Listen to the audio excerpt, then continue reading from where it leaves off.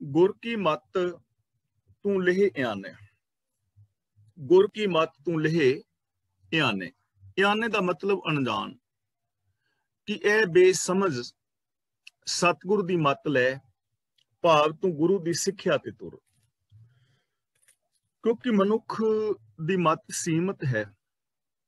जो आम आदमी है ਉਹਦੇ ਤੋਂ कई बार निर्णय नहीं हुंदा सच की है झूठ की है, हानि की है लाभ की है, पुण्य की है पाप की है, धर्म की है अधर्म की है, आत्म की है अनात्म की है, सच की है झूठ की है, नहीं ना समझ आउंदी। ਤਾਂ ਗੁਰੂ ਪਾਤਸ਼ਾਹ ਜੀ ਕਹਿੰਦੇ ਨੇ ਤੂੰ ਗੁਰੂ ਦੀ ਮੱਤ ਦਾ ਧਾਰਨੀ ਹੋ, ਗੁਰੂ ਤੋਂ ਗਿਆਨ ਦੀ ਪ੍ਰਾਪਤੀ ਕਰ, ਵਿਵੇਕ ਬੁੱਧ ਲੈ, ਫਿਰ ਤੂੰ ਜੀਵਨ ਦੇ ਸਹੀ ਫੈਸਲੇ ਲੈ ਸਕੇਗਾ। ਤੈਨੂੰ यूनिवर्सल ट्रुथ का पता लगेगा, रब्बी रजा का पता लगेगा, और फिर तेरे जो जीवन के फैसले होंगे वो सही होंगे, क्योंकि तेरा विशाल ज्ञान होएगा। इसलिए जीवन के अंदर विशाल ज्ञान की लोड़ है। अकली साहिब सेविए, अकली कीचे दान, अकली पढ़ के बुझिए, अकली पाइए मान, नानक आखे राह ए होर गल्लां शैतान। यानी ज्ञान की बहुत जरूरत है मनुख नूं। इसलिए गुरु जी कहते हैं तू गुरु तो ज्ञान की दात प्राप्त कर, और ज्ञान गुरु की अगवाई विच जिंदगी जी। ते जे ज्ञान की दात हासिल नहीं करेगा, भगत बिना बहु डूबे सियाने। ये प्रभु की जो भगती है, भगत का मतलब रब की रजा विच तुरना, रब के गुण गाने। जिवें आपां हर रोज ये विचार कर रहे हैं कि सब गुण तेरे मैं ना ही कोई, विण गुण कीते भगत ना होए। रब दे हुक्म दे अंदर तुरना ही रब दी भगती है। रब्बी गुणा दे धारनी होना ही रब दी भगती है। ते गुरु जी कहंदे ने रब्बी रजा विच तुरन तो बिना, रब दे गुणां नूं विसारण करके बड़े सियाणे सियाणे चतुर लोग इन्हां विकारां दे अंदर डुब गए, अपने जीवन नूं व्यर्थ गवा लिया।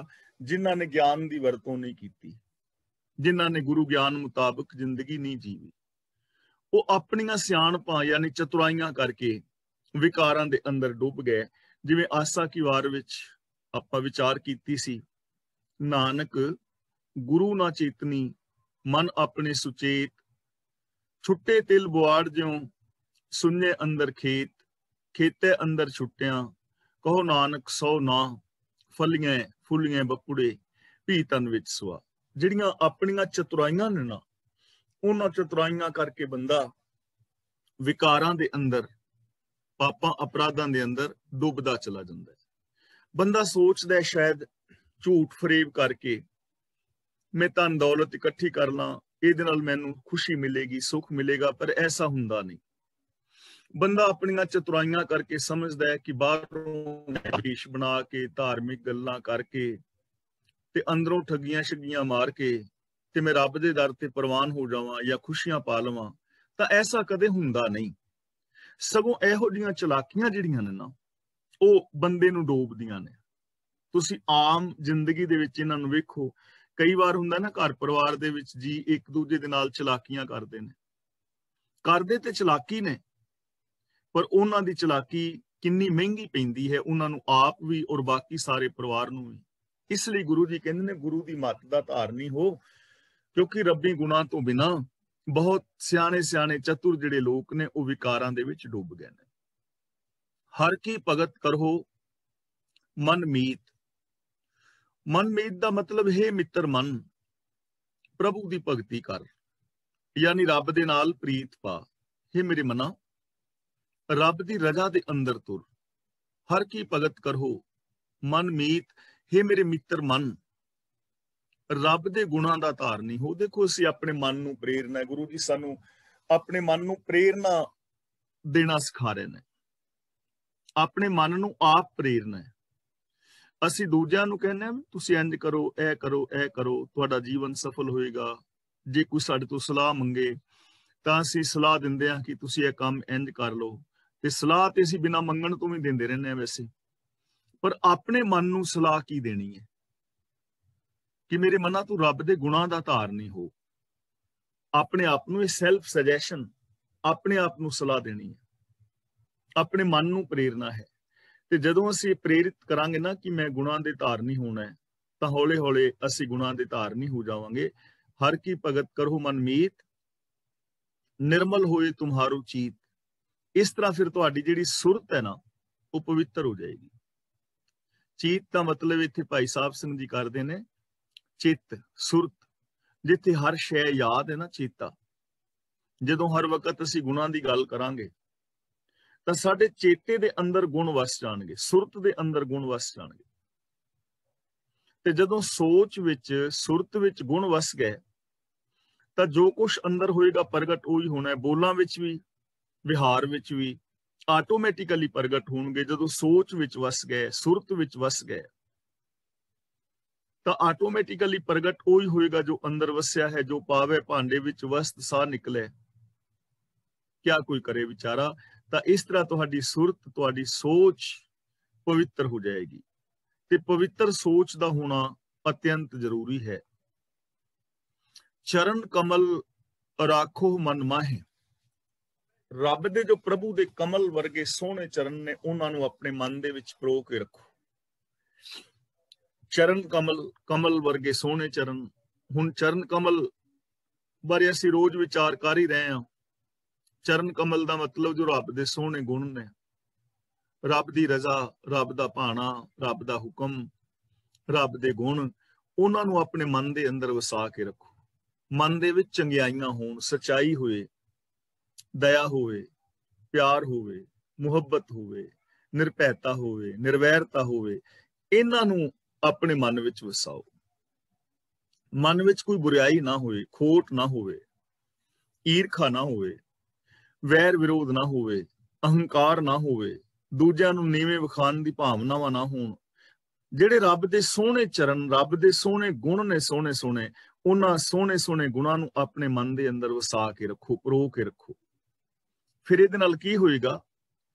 ਜਨਮ ਜਨਮ ਕੇ ਕਿਲ ਬਿਖ ਜਾਹੇ। ਜਨਮ ਜਨਮ ਦੇ ਮਤਲਬ ਬਹੁਤ ਸਮੇਂ ਦੇ, ਜੇ ਮੁੱਦਤਾਂ ਤੋਂ ਅਸੀਂ ਸਮੇਂ ਤੋਂ ਪਾਪ ਕਰਦੇ ਆ ਰਹੇ ਹਾਂ। ਕਿਲ ਬਿਖ ਦਾ ਮਤਲਬ ਪਾਪ, ਜਾਹੇ ਦਾ ਮਤਲਬ ਚਲੇ ਜਾਣਗੇ। ਜਿੰਨੇ ਵੀ ਸਾਡੇ ਪਾਪ ਨੇ, ਵਿਕਾਰ ਨੇ, ਜੋ ਸਾਡੀ ਸੁਰਤ ਵਿੱਚ ਬੈਠੇ ਸਨ, ਉਹ ਚਲੇ ਜਾਣਗੇ। ਉਹਨਾਂ ਨੂੰ ਖਤਮ ਕੀਤਾ ਜਾ ਸਕਦਾ ਹੈ। ਜਿਵੇਂ ਜਿਵੇਂ ਅਸੀਂ ਗੁਣਾਂ ਦੇ ਧਾਰਨੀ ਹੋਵਾਂਗੇ, ਹੌਲੇ ਹੌਲੇ ਔਗਣ ਖਤਮ ਹੋ ਜਾਣਗੇ। ਸੱਚ ਬੋਲਦੇ ਜਾਵਾਂਗੇ, ਝੂਠ ਖਤਮ ਹੁੰਦਾ ਜਾਏਗਾ। ਪ੍ਰੇਮ ਦੀ ਵਰਤੋਂ ਕਰੀ ਜਾਵਾਂਗੇ, ਈਰਖਾ ਹੌਲੇ ਹੌਲੇ ਖਤਮ ਹੋ ਜਾਏਗੀ। ਪਿਆਰ ਦੇ ਨਾਲ ਰਹਿਣਾ ਸ਼ੁਰੂ ਕਰਾਂਗੇ, ਗੁੱਸਾ ਹੌਲੇ ਹੌਲੇ ਖਤਮ ਹੋ ਜਾਏਗਾ। ਯਾਨੀ ਜੋ ਵੀ ਸਾਡੇ ਬਣਿਆ ਹੋਇਆ ਪੁਰਾਣਾ ਵਿਗੜਿਆ ਸੁਭਾਅ ਸੀ, ਉਹ ਚੰਗੇ ਸੁਭਾਅ ਦੇ ਅੰਦਰ ਬਦਲ ਜਾਏਗਾ। ਇਸ ਲਈ ਗੁਰੂ ਜੀ ਕਹਿੰਦੇ ਨੇ ਆਪਣੇ ਮਨ ਦੇ ਅੰਦਰ ਸ਼ੁਭ ਗੁਣਾਂ ਨੂੰ ਪਰੋ ਕੇ ਰੱਖੋ, ਔਰ ਇਸ ਤਰ੍ਹਾਂ ਕਰਨ ਦੇ ਨਾਲ ਤੁਹਾਡੇ ਜੀਵਨ ਚੋਂ ਪਾਪ ਖਤਮ ਹੋ ਜਾਣਗੇ। ਤਾਂ ਦੇਖੋ ਕਿੰਨਾ ਸੋਹਣਾ ਸਾਧਨ ਇਸ ਸੰਸਾਰ ਨੂੰ, ਸਮਾਜ ਨੂੰ ਪਾਪਾਂ ਤੋਂ ਮੁਕਤ ਕਰਨ ਦਾ ਗੁਰੂ ਜੀ ਦੇ ਰਹੇ ਨੇ। ਹੁਣ ਜੇ ਅਸੀਂ ਸਾਰੇ ਯਤਨ ਕਰੀਏ, ਪੂਰੀ ਦੁਨੀਆ ਦਾ ਹਰ ਇਨਸਾਨ ਆਪਣੇ ਤੋਂ ਸ਼ੁਰੂਆਤ ਕਰੇ, ਮੈਂ ਆਪਣੇ ਤੋਂ, ਤੁਸੀਂ ਆਪਣੇ ਤੋਂ, ਕੱਲਾ ਕੱਲਾ ਜਣਾ। ਜੇ ਦੁਨੀਆ ਦਾ ਹਰ ਕੱਲਾ ਕੱਲਾ ਇਨਸਾਨ ਆਪਣੇ ਅੰਦਰ ਗੁਣਾਂ ਨੂੰ ਵਸਾ ਲਵੇ, ਗੁਣਾਂ ਦਾ ਧਾਰਨੀ ਹੋ ਜਾਏ, ਤਾਂ ਦੁਨੀਆ ਆਪੇ ਬਦਲ ਜਾਏਗੀ। ਪਰ ਪ੍ਰੋਬਲਮ ਇੱਥੇ ਹੈ, ਅਸੀਂ ਇਹ ਚਾਹੁੰਦੇ ਆ ਕਿ ਸਾਡੇ ਕਹਿਣ ਨਾਲ ਦੂਜਾ ਕੋਈ ਬਦਲ ਜਾਏ, ਪਰ ਅਸੀਂ ਉੱਥੇ ਦੇ ਉੱਥੇ ਰਹੀਏ। ਇਸ ਲਈ ਸੈਲਫ ਸੁਜੈਸ਼ਨ ਦੇਣੀ ਹੈ ਆਪਣੇ ਮਨ ਨੂੰ, ਆਪਣੇ ਆਪ ਨੂੰ। ਗੁਣਾਂ ਦੀ ਧਾਰਨੀ ਹੋਣਾ ਹੈ, ਆਪਣੀ ਜ਼ਿੰਦਗੀ ਚੋਂ ਪਾਪ ਵਿਕਾਰਾਂ ਨੂੰ ਖਤਮ ਕਰਨਾ ਹੈ। ਤੇ ਨਾਲ ਕਹਿੰਦੇ ਨੇ ਆਪ ਜਪੋ ਅਵਰਾਂ ਨਾਮ ਜਪਾਵੋ। ਇੱਥੇ ਅਵਰਾ ਦੇ ਰਾਰੇ ਨਾਲ ਬਿੰਦੀ ਲਗਾਵਾਂਗੇ, ਕੰਨੇ ਨਾਲ, ਅਵਰਾਂ। ਆਪ ਜਪੋ ਅਵਰਾਂ ਨਾਮ ਜਪਾਵੋ। ਅਵਰਾਂ ਦਾ ਮਤਲਬ ਹੋਰਨਾਂ ਨੂੰ ਵੀ, ਜਪਾਵੋ ਦਾ ਮਤਲਬ ਪ੍ਰੇਰੋ, ਨਾਮ ਦਾ ਮਤਲਬ ਹੁਕਮ। ਆਪ ਵੀ ਹੁਕਮ ਨੂੰ ਜਾਣੋ, ਆਪ ਵੀ ਰੱਬ ਦੀ ਸਿਫਤ ਸਲਾਹ ਕਰੋ, ਔਰ ਦੂਜਿਆਂ ਨੂੰ ਵੀ ਪ੍ਰੇਰੋ, ਦੂਜਿਆਂ ਨੂੰ ਵੀ ਪ੍ਰੇਰਨਾ ਦਿਓ। ਜਿੱਥੇ ਕੋਈ ਗੁਰਮਤ ਦੀ ਗੱਲ ਚੱਲਦੀ ਹੈ, ਜਿੱਥੇ ਅਸੀਂ ਬੈਠਦੇ ਹਾਂ, ਰਿਸ਼ਤੇਦਾਰਾਂ ਵਿੱਚ, ਭੈਣਾਂ ਭਰਾਵਾਂ ਵਿੱਚ, ਸੱਜਣਾ ਮਿੱਤਰਾਂ ਵਿੱਚ, ਜਿੱਥੇ ਵੀ ਕਿਤੇ ਆਪਣੀ ਜੌਬ ਤੇ ਗੱਲਬਾਤ ਕਰਨ ਦਾ ਸਮਾਂ ਮਿਲੇ, ਤਾਂ ਉੱਥੇ ਗੁਣਾਂ ਦੀ ਗੱਲ ਕੀਤੀ ਜਾਏ। ਅਸੀਂ ਆਮ ਕੀ ਕਰਦੇ ਹਾਂ ਕਿ ਸਮੱਸਿਆਵਾਂ ਗਿਣਦੇ ਹਾਂ। ਇਹਦਾ ਮਤਲਬ ਇਹ ਨਹੀਂ ਕਿ ਸਮੱਸਿਆਵਾਂ ਬਾਰੇ ਨਹੀਂ ਸੋਚਣਾ ਚਾਹੀਦਾ। ਬਿਲਕੁਲ ਸੋਚਣਾ ਚਾਹੀਦਾ ਹੈ, ਕਿਉਂਕਿ ਜਦੋਂ ਅਸੀਂ ਸਮੱਸਿਆਵਾਂ ਬਾਰੇ ਨਹੀਂ ਸੋਚਾਂਗੇ ਤੇ ਉਹ ਹੱਲ ਨਹੀਂ ਹੋਣਗੀਆਂ। ਲੇਕਿਨ ਕੱਲੇ ਸਮੱਸਿਆਵਾਂ ਦੀ ਗਿਣਤੀ ਕਰੀ ਜਾਣੀ, ਸਮੱਸਿਆਵਾਂ ਬਾਰੇ ਸੋਚੀ ਜਾਣ ਨਾਲ ਸਮੱਸਿਆਵਾਂ ਖਤਮ ਨਹੀਂ ਹੋਣਗੀਆਂ। ਉਹਨਾਂ ਦੇ ਹੱਲ ਬਾਰੇ ਸੋਚਣਾ ਚਾਹੀਦਾ ਹੈ ਕਿ ਸਮੱਸਿਆਵਾਂ ਦਾ ਹੱਲ ਕੀ ਹੈ, ਔਰ ਉਹਦੇ ਹੱਲ ਵਾਸਤੇ ਯਤਨ ਕਰਨਾ ਚਾਹੀਦਾ ਹੈ। ਤਾਂ ਜਿੱਥੇ ਵੀ ਗੱਲਬਾਤ ਕਰਨ ਦਾ ਸਮਾਂ ਮਿਲੇ, ਉੱਥੇ ਸਮੱਸਿਆਵਾਂ ਦਾ ਸੋਲੂਸ਼ਨ ਦੱਸੋ। ਉੱਥੇ ਆਪਸ ਦੇ ਅੰਦਰ ਇਹ ਗੱਲਬਾਤ ਕਰੋ ਕਿ ਅਸੀਂ ਗੁਣਾਂ ਦੇ ਧਾਰਨੀ ਕਿਵੇਂ ਹੋਣਾ ਹੈ। ਜੇ ਕੋਈ ਇਹ ਗੱਲ ਕਹਿੰਦਾ ਹੈ ਕਿ ਮੈਨੂੰ ਕ੍ਰੋਧ ਬੜਾ ਹੁੰਦਾ ਹੈ, ਤਾਂ ਉਹਨੂੰ ਇਹ ਦੱਸਣਾ ਵੀ ਕ੍ਰੋਧ ਨੂੰ ਕਿਵੇਂ ਹਟਾਇਆ ਜਾ ਸਕਦਾ ਹੈ, ਪ੍ਰੇਮ ਕਿਵੇਂ ਪੈਦਾ ਕੀਤਾ ਜਾ ਸਕਦਾ ਹੈ। ਦੁਨੀਆ ਵਿੱਚ ਪਾਪ ਅਪਰਾਧ ਨੇ, ਇਹ ਤਾਂ ਸਾਰਿਆਂ ਨੂੰ ਹੀ ਪਤਾ ਹੈ। ਤਾਂ ਗੱਲਬਾਤ ਇਹ ਕਰੋ ਕਿ ਇਹਨਾਂ ਨੂੰ ਕਿਵੇਂ ਹਟਾਇਆ ਜਾ ਸਕਦਾ ਹੈ, ਔਰ ਮੈਂ ਇਹਦੇ ਵਿੱਚ ਕੀ ਸਹਿਯੋਗ ਪਾ ਰਿਹਾ ਹਾਂ, ਮੈਂ ਆਪਣੀ ਜ਼ਿੰਦਗੀ ਚੋਂ ਕਿਵੇਂ ਪਾਪ ਹਟਾਏ ਨੇ, ਮੈਂ ਕਿਵੇਂ ਗੁਣਾਂ ਦਾ ਧਾਰਨੀ ਹੋਇਆ। ਇਹ ਹੈ ਨਾ, ਆਪ ਜਪੋ ਔਰ ਨਾਮ ਜਪਾਵੋ। ਆਪ ਵੀ ਰੱਬ ਦੀ ਸਿਫਤ ਸਲਾਹ ਕਰੋ ਤੇ ਦੂਜਿਆਂ ਨੂੰ ਵੀ ਪ੍ਰਭੂ ਦੀ ਸਿਫਤ ਸਲਾਹ ਕਰਨ ਵਾਸਤੇ ਪ੍ਰੇਰੋ। ਰੱਬ ਦੇ ਹੁਕਮ ਵਿੱਚ ਤੁਰਨ ਦੀ ਪ੍ਰੇਰਨਾ ਦਿਓ। ਗੁਰਬਾਣੀ ਦੇ ਆਸ਼ੇ ਅਨੁਸਾਰ ਜ਼ਿੰਦਗੀ ਆਪ ਵੀ ਜੀਵੋ ਤੇ ਦੂਜਿਆਂ ਨੂੰ ਵੀ ਪ੍ਰੇਰਿਤ ਕਰੋ। ਸੁਨਤ ਕਹਿਤ ਰਹਿਤ ਗਤ ਪਾਵੋ। ਸੁਨਤ ਦਾ ਮਤਲਬ ਸੁਣਦਿਆਂ, ਕਹਿਤ ਦਾ ਮਤਲਬ ਕਹਿ ਕੇ, ਰਹਿਤ ਦਾ ਮਤਲਬ ਰਹਿਤ ਰੱਖ ਕੇ, ਗਤ ਪਾਵੋ ਦਾ ਮਤਲਬ ਉੱਚੀ ਅਵਸਥਾ ਪਾ ਲੋਗੇ। ਰੱਬ ਦੇ ਹੁਕਮ ਬਾਰੇ ਸੁਣਦਿਆਂ, ਰੱਬ ਦੇ ਹੁਕਮ ਬਾਰੇ ਕਹਿੰਦਿਆਂ ਔਰ ਰੱਬ ਦੇ ਹੁਕਮ ਵਿੱਚ ਰਹਿੰਦਿਆਂ ਉੱਚੀ ਆਤਮਿਕ ਅਵਸਥਾ ਪਾ ਲੋਗੇ। 3 ਚੀਜ਼ਾਂ ਹੋ ਗਈਆਂ, ਸੁਣਨਾ, ਕਹਿਣਾ ਔਰ ਉਹਨੂੰ ਇੰਪਲੀਮੈਂਟ ਕਰਨਾ। ਜਦੋਂ ਤੁਹਾਡੇ ਨਾਲ ਕੋਈ ਗੱਲਬਾਤ ਕਰੇ ਤਾਂ ਉੱਥੇ ਸਾਨੂੰ ਇੱਕੋ ਹੀ ਚੀਜ਼ ਦੀ ਜ਼ਰੂਰਤ ਹੈ ਕਿ ਜੇ ਉਹ ਨੈਗੇਟਿਵ ਬੋਲਦਾ ਹੈ, ਕਿਉਂਕਿ ਹਰ ਇੱਕ ਦਾ ਸੁਭਾਅ ਹੈ ਨਾ ਆਪਣਾ ਆਪਣਾ, ਜੇ ਉਹ ਕਿਸੇ ਦੀ ਬਦਖੋਈ ਤੁਹਾਡੇ ਕੋਲ ਕਰਦਾ ਹੈ ਤਾਂ ਤੁਸੀਂ ਸੁਣਨਾ ਬੰਦ ਕਰ ਦਿਓ। ਆਮ ਅਸੀਂ ਇਹ ਗੱਲ ਕਹਿੰਦੇ ਆ ਵੀ ਲੋਕ ਨਾ ਚੁਗਲੀਆਂ ਬੜੀਆਂ ਕਰਦੇ ਨੇ, ਝੂਠ ਬੜਾ ਬੋਲਦੇ ਨੇ। ਝੂਠ ਤਾਂ ਬੋਲਦੇ ਨੇ ਕਿਉਂਕਿ ਅਸੀਂ ਸੁਣ ਵਿੱਚ ਰਸ ਲੈਣੇ ਆ ਨਾ, ਮਜ਼ੇ ਲੈਣੇ ਆ ਝੂਠ ਸੁਣ ਸੁਣ ਕੇ। ਕਿਸੇ ਦੀ ਨਿੰਦਿਆ ਹੁੰਦੀ ਹੋਵੇ ਸਾਨੂੰ ਚਾਹ ਚੜ ਜਾਂਦਾ ਹੈ, ਕਿਸੇ ਦੀ ਕੋਈ ਬਦਖੋਈ ਕਰੇ ਸਾਨੂੰ ਬੜੀ ਖੁਸ਼ੀ ਹੁੰਦੀ ਹੈ, ਫਿਰ ਘਰ ਜਾ ਕੇ ਹੋਰ ਲੋਕਾਂ ਨੂੰ ਦੱਸੀਦਾ ਵੀ ਅੱਜ ਸੁਣਿਆ ਹੀ ਉਹ ਬਣਿਆ ਫਿਰਦਾ ਸੀ ਵੱਡਾ। ਨਾ ਸੁਣੋ, ਪੋਜ਼ਿਟਿਵ ਸੁਣੋ। ਉਸ ਵੀਰ ਨੂੰ ਕਹੋ ਵੀ ਵੀਰ ਤੂੰ ਜਾਂ ਮੇਰੀ ਭੈਣ ਜਾਂ ਵੀਰ ਕੋਈ ਪੋਜ਼ਿਟਿਵ ਗੱਲ ਦੱਸ ਕਿ ਮੈਂ ਚੰਗਾ ਕਿਵੇਂ ਹੋ ਸਕਦਾ, ਮੇਰੀਆਂ ਸਮੱਸਿਆਵਾਂ ਦਾ ਸੋਲੂਸ਼ਨ ਕਿਵੇਂ ਹੋ ਸਕਦਾ ਹੈ, ਮੇਰੀਆਂ ਸਮੱਸਿਆਵਾਂ ਕੀ ਨੇ, ਉਹ ਕਿਵੇਂ ਕ੍ਰੀਏਟ ਹੋ ਗਈਆਂ ਨੇ, ਉਹਨਾਂ ਨੂੰ ਹੱਲ ਕਰਨ ਦਾ ਸਾਧਨ ਕੀ ਨੇ, ਉਹ ਸਾਧਨ ਕਿੱਥੋਂ ਮਿਲਣਗੇ, ਕਿਵੇਂ ਮਿਲਣਗੇ। ਮੇਰੇ ਨਾਲ ਇਹ ਗੱਲਬਾਤ ਕਰ। ਸਮਾਜ ਨੂੰ ਅਸੀਂ ਚੰਗਾ ਕਿਵੇਂ ਬਣਾ ਸਕਦੇ ਹਾਂ, ਗੁਰੂ ਦੀ ਬਾਣੀ ਅਸੀਂ ਹਰ ਘਰ ਤੱਕ, ਇਨਸਾਨ ਤੱਕ ਕਿਵੇਂ ਪਹੁੰਚਾ ਸਕਦੇ ਹਾਂ, ਗੁਰਬਾਣੀ ਦੇ ਸਿਧਾਂਤਾਂ ਨੂੰ ਕਿਵੇਂ ਲਾਗੂ ਕੀਤਾ ਜਾ ਸਕਦਾ ਹੈ, ਇਹ ਸੁਣੋ। ਕਹਿਤ ਦਾ ਮਤਲਬ ਕਹੋ। ਤੇ ਜਦੋਂ ਕਿਸੇ ਦੇ ਨਾਲ ਤੁਸੀਂ ਗੱਲ ਕਰੋ ਤਾਂ ਤੁਸੀਂ ਵੀ ਕਿਸੇ ਦੀ ਬਦਖੋਈ ਨਾ ਕਰੋ। ਕਿਉਂ ਐਵੇਂ ਆਪਣੇ ਸਿਰ ਦੇ ਉੱਤੇ ਗੰਦਗੀ ਚੁੱਕੀ ਫਿਰਨੀ।